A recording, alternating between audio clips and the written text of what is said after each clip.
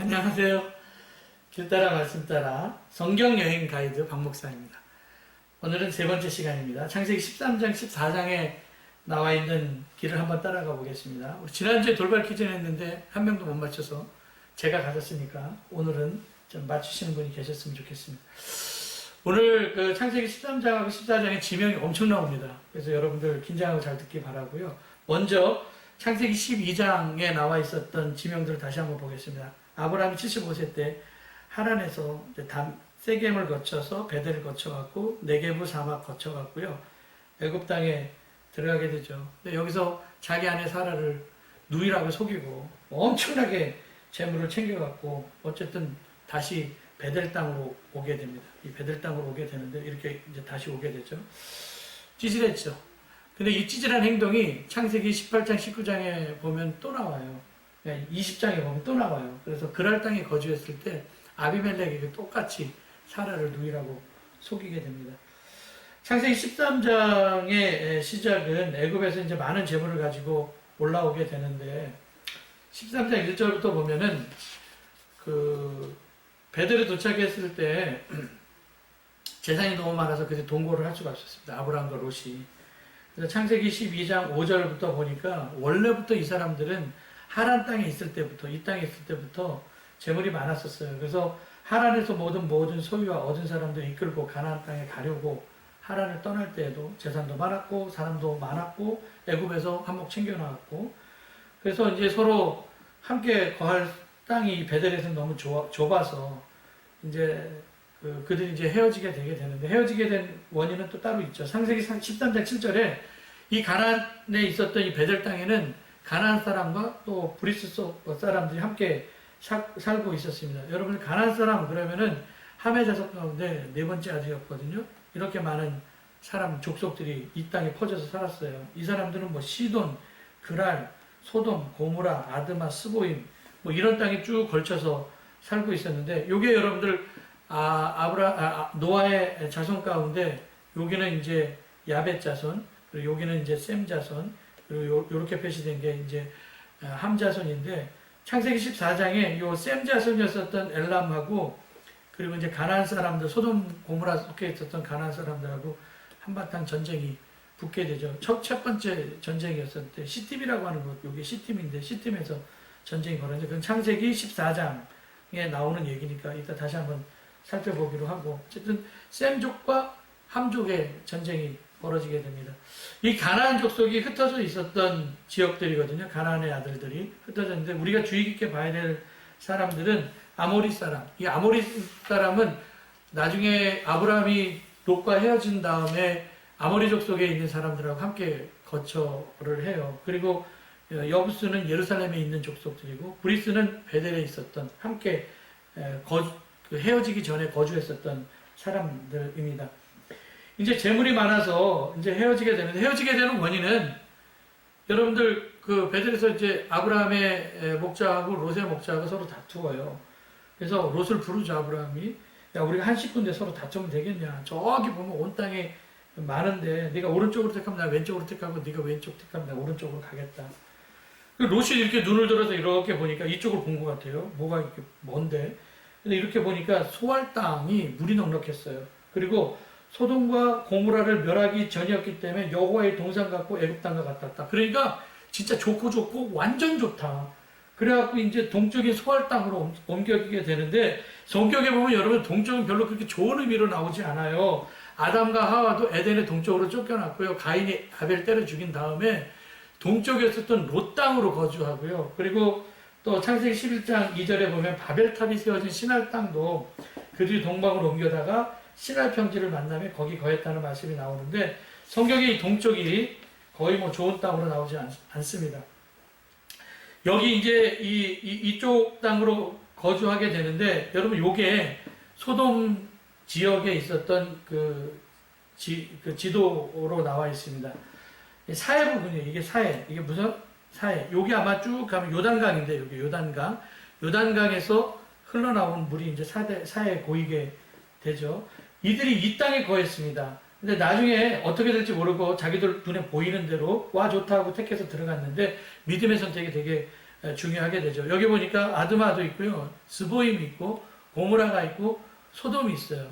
그래서 짠물 호수 사해이죠. 여기 갈릴리에서 아까 봤던 그 요단강이고요. 요단강 딱 해서 소돔과 사해 쪽으로 연결이 되는데 여기가 이제 가나안 후손들이 살았었던 소돔의 5왕국이에요. 소돔의 5왕국. 나중에 요거 다시 나옵니다. 여기를 기억하시고, 그리고 여기 아까 얘기했었던 시틴 골짜기가 엘람 사람들하고 싸웠었던 시틴 골짜기에서 국제적인 전쟁이 일어나게 되죠. 그 창세기 10장 9절부터 보니까 가나안의 경계가 나오는데 이 가나안의 경계에 들어가 있었던 요 5도시가 여기까지 나와요. 근데 여기에서 요 북쪽에 시돈이 있고요. 그리고 요쪽에 그랄이 있거든요. 그래서 가나안 사람들이 가나안의 후손이 살았던 곳이 시돈, 그리고 그랄 지나서 소돔, 고모라, 아드마, 스보임, 그리고 라사까지 이렇게 거주했다라고 말씀을 하고 있는데, 이미 여기에는 함의 자손이었던 저주받은 함의 자손이 살고 있었기 때문에 하나님 앞에서 악을 행하던 곳으로 이제 롯이 들어가는 거예요. 롯이 들어가는 거예요. 이제 롯이 이쪽으로 와서 거했습니다. 여러분, 여기 헤브론이고, 그리고 이제 여기에서 여기까지 온 거거든요. 소돔 땅으로. 그리고 아브라함은 여기로 오게 되죠. 헤브론 땅에 거주하게 되죠. 헤브론을 중심으로 해서 아브라함이 거주했었던 땅들 한번 보겠는데, 베델과 아이, 예루살렘, 베들레헴, 헤브론, 부엘세바, 여기가 그랄 땅이고요. 요 북쪽, 요쪽이 이제 시돈하고 두로 땅이겠죠. 그리고 이제 부엘라 헤로이라고 하는 것도 기억해 주시기 바랍니다. 이건 창세기 16장에 나오는 지명입니다. 그러면은 여기는 헤브론 땅은, 아브라함이 거주했었던 헤브론 땅은 창세기 13장에 보니까 또 눈 들어서 동쪽, 남쪽, 북쪽 한번 다 사방을 보라. 보이는 땅을 내가 네 자손에게 주리라. 그리고 땅의 자손들이 땅의 티끌처럼 많을 것이다 라고 하면서 아브라함이 이제 이것저것 찾아보다가 헤브론 땅에 장막을 치고 여기에 제단을 쌓는데, 헤브론은 바로 요 지역이지만 여기 다 이렇게 시커멓게 누렇게 떠 있잖아요. 거의 뭐 이쪽 지역은 거의 거친 땅이고 사막 지역이고요. 나중에 여기 이 지역을 갈렙, 유다 자손이었던 갈렙이 차지하게 되죠. 여기에는 아모리 족속이 살고 있었고요. 그럼 여기서 돌발 퀴즈 내겠습니다. 꼭 맞히시기 바랍니다. 아브라함이 헤브론에 이제 정착을 하게 되는데, 아브라함은 어디에 장막을 치고 하나님을 위해 제단을 쌓는가? 첫 번째, 1번 마므레 상수리 계곡, 2번 마므레 상수리 숲돌, 3번 마므레 상수리 해변, 4번 마므레 상수리 숲속, 5번 마므레 상수리 나무 아래. 이거는 정답을 아시는 분은 빨리 정답을 올려주시기 바랍니다. 요게 요렇게하고 창세기 13장이 끝나고 이제 창세기 14장에 보면은 시딤 전투에 대한 이야기가 나와요. 이 전쟁이 일어난 배경은 침략자는 물론 요 엘람의 그돌라오멜이죠. 동방의 네 나라, 엘람을 포함해서 시날, 엘라살, 고임, 이 빨간적으로 된 지역입니다.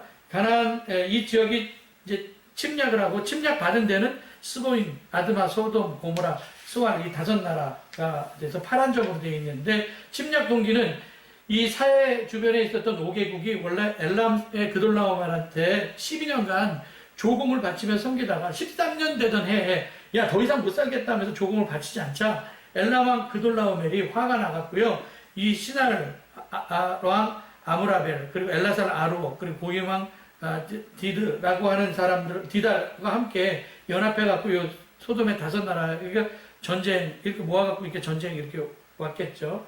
이제 전쟁으로 오게 되는데, 여기서 네 나라하고, 동방의 네 나라하고 가나안의 5 종족들이 함께 어디에서? 요 시딤 골짜기라고 하는데, 사해 근처에 시딤 골짜기에서 전투가 벌어서 이 전투를 우리는 시딤 전투다라고 그렇게 이야기를 합니다. 여기 마지막 지도인데, 동방의 동맹국들이 이제 이쪽 동방에서 올 거 아니에요. 그래서 다메섹에서 거쳐갖고 여기 나오죠. 아드롯 가르나임이라고 하는 르바 족속, 그리고 함 지역의 수수 족속, 사해 기다림, 사외 기다림, 기다라임에서 M 족속, 그리고 이제 여기는 먼저 전쟁을 하지 않고 여기까지 나와요. 엘바란까지 나와서 여기로 갔다가, 그리고 시딤 골짜기에서 전쟁이 요 5나라하고 전쟁이 벌어지게 됩니다. 이게 다 지금 여기서 쳐들어오면서 전쟁에 다 승리하고 온 거예요. 계속 싸우면서 이기면서 왔죠. 엘람이. 다메섹에서 여기까지의 거리가 448km고요. 그리고 이제 엘바란, 지금 얘기를 여기가 솔로몬이 나중에 무역항에서 또 에시온 개별 지역입니다. 여기서부터 여기까지가 131km, 그리고 여기서부터 여기까지가 107km 이렇게 돼요. 이제 여기를 이렇게 온 거예요. 448km를 오고 이렇게 오게 됩니다. 그리고 이제 그 시팅골짜기라고 하는 것이 지금 여기인데, 여기는 역청구덩이가 있는 곳이거든요.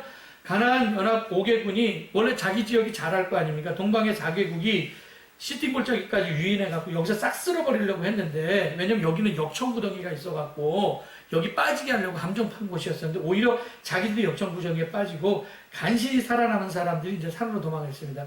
이 소돔 땅이 원래는 풍요로운 곳이었기 때문에 동방의 네 왕들은 전쟁에 승리하면서 뭐 소돔과 고모라뿐만 아니라 이 모든 지역의 재물과 양식을 싹 쓸어갔습니다. 그래서 사람들을 노예로 끌고 갔는데, 소돔 땅에 살고 있었던 조카 롯도 재물 빼앗기고 포로로 끌려갔습니다. 그러니까 조카 롯이 얼마나 많은 재산이 있었습니까? 그러니까 다 빼앗기고 아내, 뭐 자기 자식들까지 비참한 포로가 신세가 되어서 이렇게 끌려가게 되는데, 아브라함은 이 전쟁 중에 간신히 도망해온 한 사람으로부터 조카 롯이 사로잡혔다는 소식을 듣고요.